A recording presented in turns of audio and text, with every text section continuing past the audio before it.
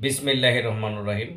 দেশে ও দেশের বাহিরে যে যেখানে আছেন সকল তরিকতপন্থী ভাই ও বোনদের জানাই গুরুবাণী ইউটিউব চ্যানেলের পক্ষ থেকে আমি বারেক বৈদেশী আমার আন্তরিক শ্রদ্ধা সালাম। আসসালামু আলাইকুম ওয়া রাহমাতুল্লাহি ওয়া বারাকাতুহু।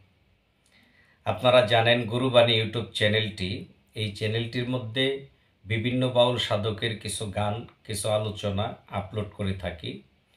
আমি নিজে বিভিন্ন অলিয়া উলিয়ার কেরামতি নিয়ে বা আমার রাসূল পাক সাল্লাল্লাহু আলাইহি সাল্লামের জীবনী থেকে কিছু কিছু বিষয় আলোচনা করে আপলোড দিই।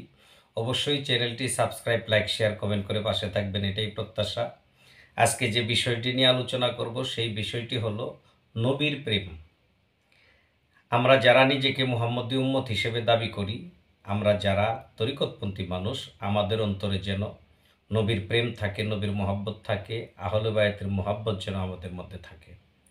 আমরা নিজের জীবনের চাইতে বেশি যেন নবীকে ভালোবাসতে পারি, নবীর আহলে বায়াতকে মহব্বত করতে পারি। নবীর প্রেম অন্তরে থাকলে কি হয় তার ছোট্ট একটি উদাহরণ দেব। আমার রাসূল পাক সাল্লাল্লাহু আলাইহি সাল্লাম একদিন বসে আছে, একটি লোক গিয়ে আল্লাহর নবীকে জিজ্ঞাসা করে, হে আল্লাহর নবী, কিয়ামত কোন দিন হবে, হাসরের বিচার কোন দিন হবে?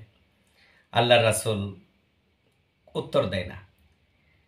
কয়েকবার জিজ্ঞাসা করার পরে উত্তর দেয় না, চলে গেছে। পরের দিন আবার আসছে, এইভাবে কয়েকদিন আসছে, শুধু একটি জিজ্ঞাসা, হে আল্লাহ রাসূল, কিয়ামত কোন দিন হবে, হাসরের বিচার কোন দিন হবে?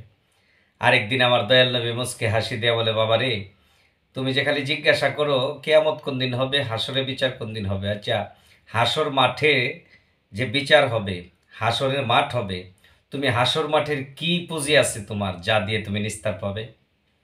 এই কথা শোনার সঙ্গে সঙ্গে লোকটা কাঁপতে কাঁপতে দয়াল নবীর কদম মোবারকে পড়ে যায়। দয়াল নবীর কদম মোবারক জড়াইয়া ধরে বলে, হে আল্লাহ রসুল, আমি হাসরে মাঠে নিস্তার পাবো এমন কোনো পুঁজি আমার নাই, এমন কোনো আমল আমার নাই। তবে একটি আমল আমার আছে, সেই আমলটি হলো আমার নিজের জীবনটার চাইতে বেশি আমি আপনাকে ভালোবাসি, আপনাকে মহাব্বত করি।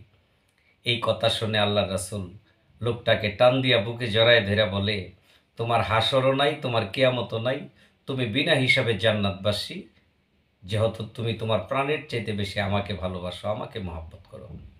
তো বন্ধুরা, আমরা যদি নবীকে নিজের জীবনের চাইতে বেশি মহব্বত করি, ভালোবাসি, তবে অবশ্যই আমরা নবীর উম্মত হইতে পারবো। আশা করি আমাদের প্রত্যেকের অন্তরে যেন নবীর প্রেম, নবীর মহব্বত থাকে, তবে আমরা নিজেকে মুহাম্মদী উম্মত করে দাবি করতে পারবো। এটাই সত্য বিষয়। তো যাক, সকলেই ভালো থাকবেন।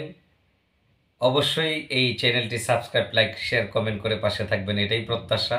বিভিন্ন অলিয়া উলিয়ার জীবনী থেকে কেরামতি বা আমার রাসূল পাক সাল্লাল্লাহু আলাইহি সাল্লামের জীবনী থেকে কিছু কিছু বিষয় এই চ্যানেলটির মধ্যে আলোচনা করব। আর আলোচনাগুলো আপনারা শুনতে চ্যানেলটির সাথে থাকবেন। ধন্যবাদ, সকলেই ভালো থাকবেন।